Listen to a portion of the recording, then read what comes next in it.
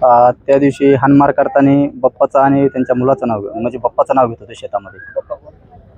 बजरंग बाप्पा म्हणून. हा, तुला जीव मारला तरी आमचं कोणीच काही करू शकत नाही.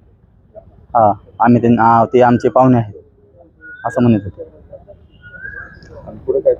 पुढं काय तिथून पुढं आई वडील आणि भाऊ आणि भाऊजाईनं त्यांनी सोडवासोडी केल्यानंतर ती तिथून निघून गेली. ती मला म्हणले कोळ्याचा आहेस आणि तू जिथं दिसशील तिथं तुला खलास केल्याशिवाय राहणार नाही. तू इथून शेत विकून जा. आता तू कोळगांडाच्या अवलाद आहेस, तू महादेव कोळ्याची ही आहेस असं म्हणून त्यांनी तिथून मला खाली पाडून नरड हे दाबलं.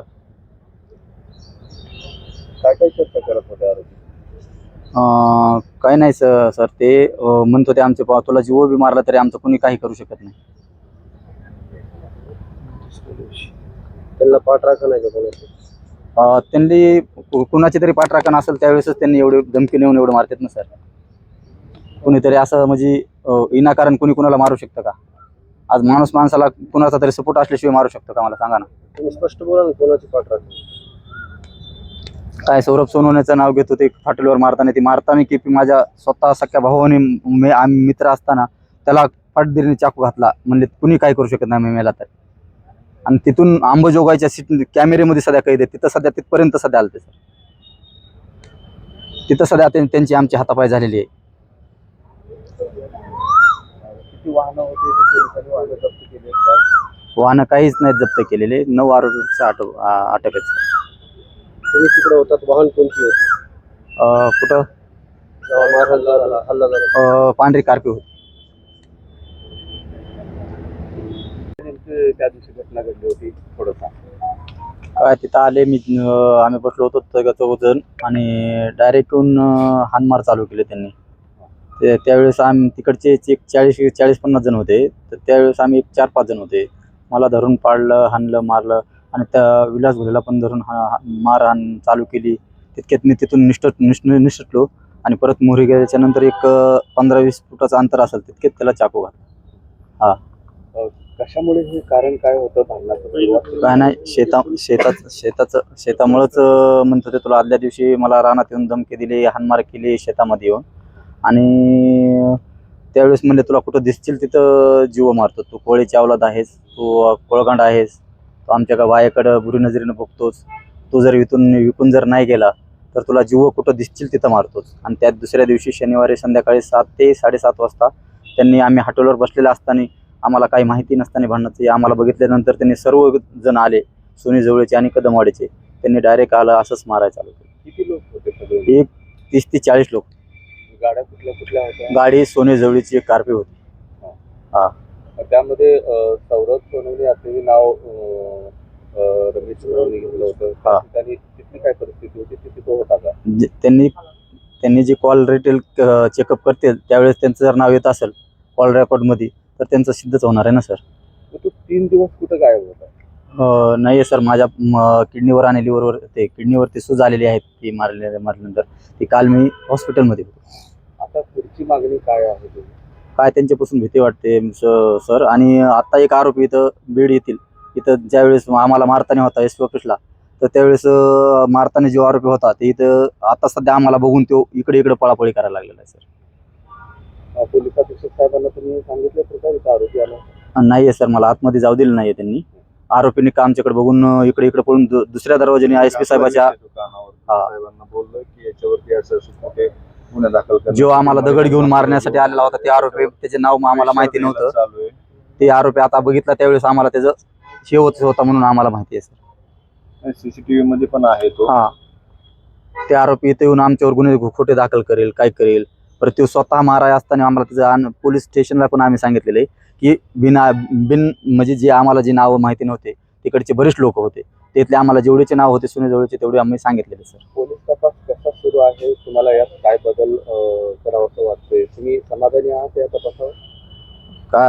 काय सर, कॉल रेकॉर्ड काढीनात, काय काढीनात. त्यांचा जिगमध्ये आतमध्ये आहेत त्यांचे पूर्ण कॉल रेकॉर्ड काढावं सर. त्यांनी कुणाला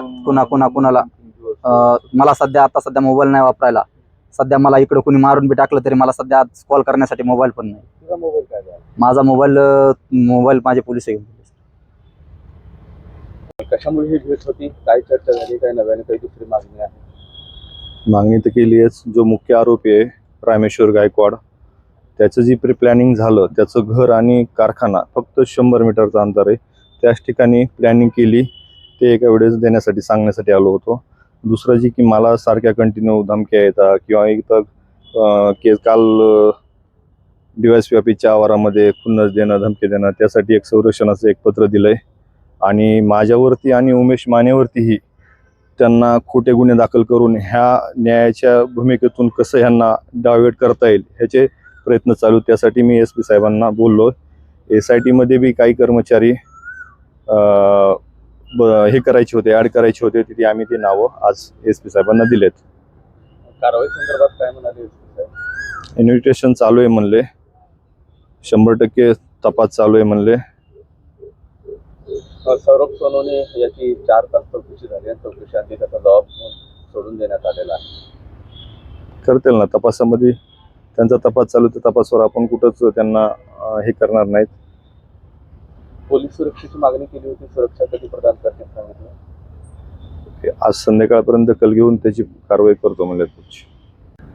त्या दिवशी हानमार करताना बप्पाचं आणि त्यांच्या मुलाचं नाव म्हणजे बप्पाचं नाव घेत होते शेतामध्ये. बजरंग बप्पा म्हणून. हा, तुला जीव मारला तरी आमचं कोणीच काही करू शकत नाही. हा, आम्ही ते आमचे पाहुणे आहेत असं म्हणत होते. आणि पुढे काय झालं? पुढं काय तिथून पुढं आई वडील आणि भाऊ आणि भाऊजाईनं त्यांनी सोडवासोडी केल्यानंतर ती तिथून निघून गेली. ती मला म्हणले कोळ्याचा आहेस आणि तू जिथं दिसशील तिथं तुला खलास केल्याशिवाय राहणार नाही. तू इथून शेत विकून जा, आता तू कोळगांडाच्या अवलाद आहेस, तू महादेव कोळ्याची ही आहेस असं म्हणून त्यांनी तिथून मला खाली पाडून नरड हे दाबलं. काय काय चर्चा करत होते आरोपी? काही नाही सर, ते म्हणत होते आमचे तुला जीव बी मारला तरी आमचं कोणी काही करू शकत नाही. त्यांना पाठराखण आहे का कोणाची? त्यांनी कुणाची तरी पाठराखण असेल त्यावेळेसच त्यांनी एवढे धमकी नेऊन एवढं मारतात ना सर. कुणीतरी असं म्हणजे विनाकारण कुणी कुणाला मारू शकतं का? आज माणूस माणसाला कुणाचा तरी सपोर्ट असल्याशिवाय मारू शकतो का? मला सांगा ना. तुम्ही स्पष्ट बोला ना, कोणाची पाठराखण?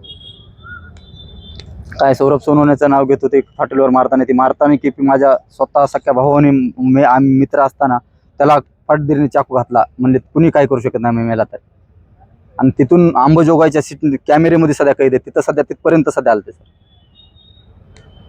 तिथं सध्या त्यांची आमची हातापाय झालेली आहे. किती वाहनं होते ते पोलिसांनी वाहनं जप्त केली आहेत? वाहनं काहीच नाहीत जप्त केलेले. 9 आरोपीचा अटक आहे. तुम्ही तिकडे होतात, वाहन कोणती होती कुठं? जेव्हा मारहाण झाला, हल्ला झाला? पांढरी कार्पी होती.